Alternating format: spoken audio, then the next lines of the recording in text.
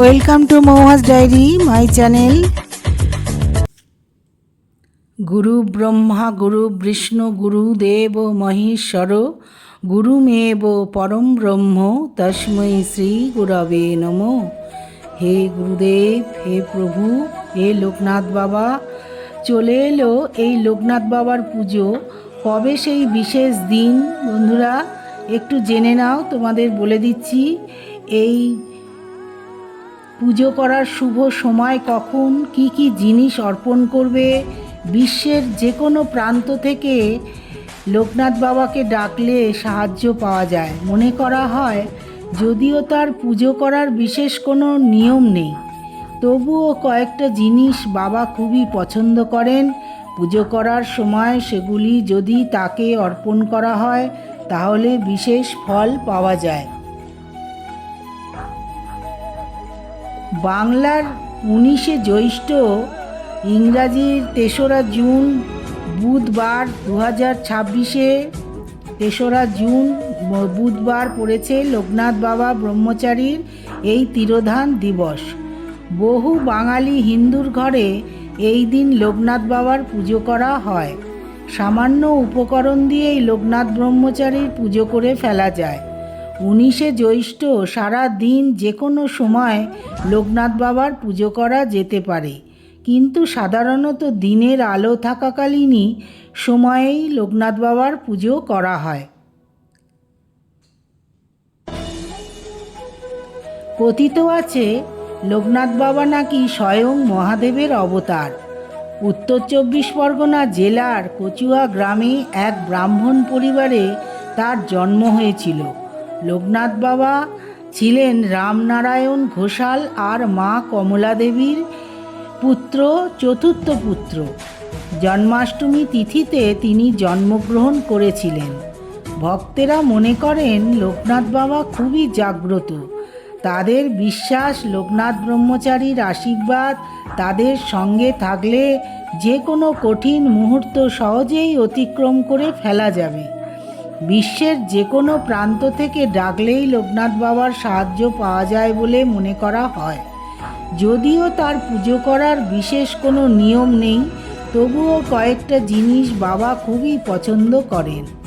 পুজো করার সময় সেগুলি যদি তাকে অর্পণ করা হয় তাহলে বিশেষ ফল পাওয়া যায়। কথিত আছে লোকনাথ বাবা মিছরি খেতে খুব ভালোবাসেন, তাই তার পুজোর প্রসাদ হিসেবে মিছরিকে রাখতে হবে।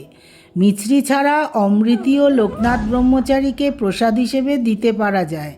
অমৃতিও লোকনাথ বাবার খুব প্রিয় খাবার। এছাড়া সাদা রঙের মিষ্টি, চিনির পায়েস, সন্দেশ দিতে পারলে খুব ভালো। লোকনাথ ব্রহ্মচারীর চরণে যদি নীল ফুল নিবেদন করা হয় খুব ভালো। এটি করলে আপনার মনস্কামনা পূর্ণ হতে পারে। সাদা রং লোকনাথ বাবা খুব পছন্দ করেন বলে মনে করা হয়, সেই জন্যে সাদা ফুল ব্যবহার করা হয় পুজোতে। আর মৌসুমি ফল বাবা লোকনাথ বাবাকে প্রদান করতে হয় নৈবেদ্যতে। তালশাঁস, লাম, লিচু, জাম, কাঁঠাল ফল প্রসাদ হিসেবে অর্পণ করা যেতে পারে। পুজোর ভোগ হিসেবে পোলাও, আলুর দম, ভাত, ডাল, চচ্চড়ি, খিচুড়ি, লাবড়া, তরকারি সব কিছু দেওয়া যেতে পারে। বাবা লোকনাথকে নিবেদন করা যেতে পারে। বন্ধুরা, এই লোকনাথ বাবা কে? লোকনাথ বাবার কি ইতিহাস? আজকে তোমাদের কাছে সেটাই আমি বর্ণনা করব। এই লোকনাথ ব্রহ্মচারী খুব জাগ্রত। 1730 খ্রিস্টাব্দ থেকে আর 1890 অবধি তিনি ছিলেন বাঙালি হিন্দু যোগী ও সিদ্ধ পুরুষ। জীবনের 50 বছর কঠোর তপস্যায় কাটিয়ে তিনি সিদ্ধি লাভ করেন। তার সর্বশ্রেষ্ঠ অভয় বাণী হল, রণে বনে জঙ্গলে যেখানেই বিপদে পড়িবে আমাকে স্মরণ করিও, আমি রক্ষা করিব। এই বাণী সবসময় আমরা মাথায় রেখে চলি।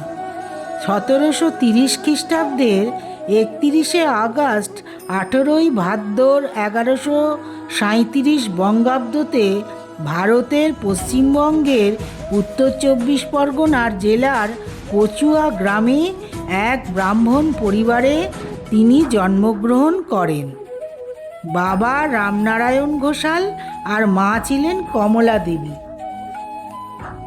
লোকনাথ বাবা ছিলেন চতুর্থ পুত্র। মাত্র 11 বছর বয়সেই তার উপনয়ন সম্পন্ন হয়। পিতা মাতা তাকে আধ্যাত্মিক সাধনার জন্যে মহাজ্ঞানী গুরু ভগবান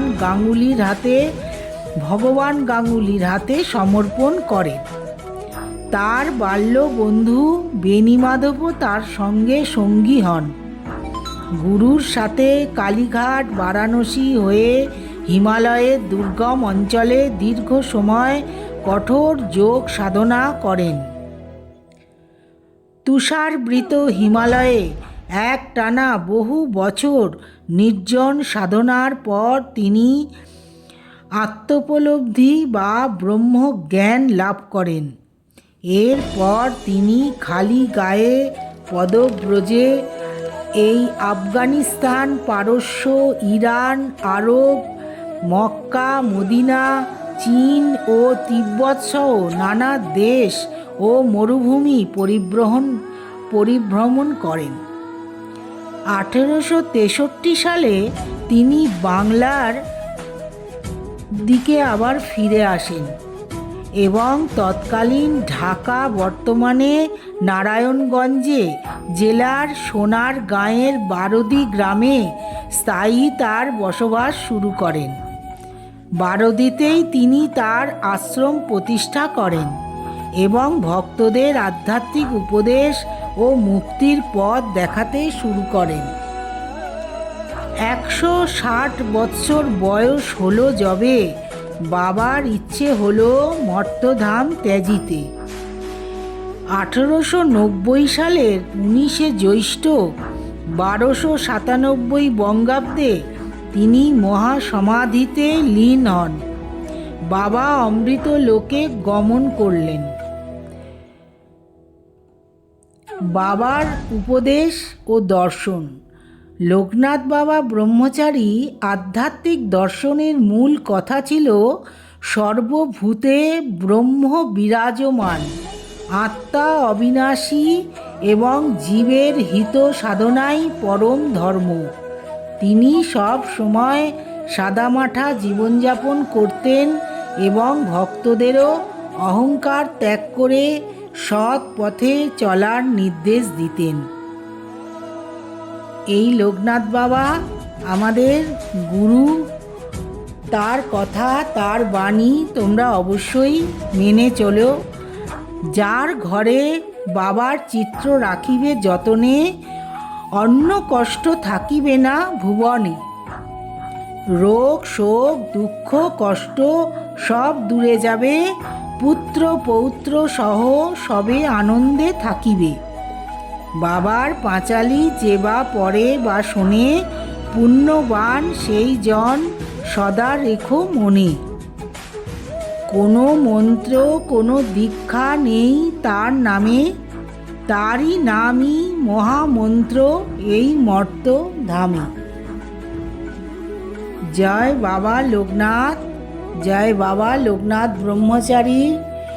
এই আমাদের এই পশ্চিমবঙ্গেতে আমরা এই লোকনাথ বাবার অনেক জায়গায় অনেক বড় বড় মন্দির আছে।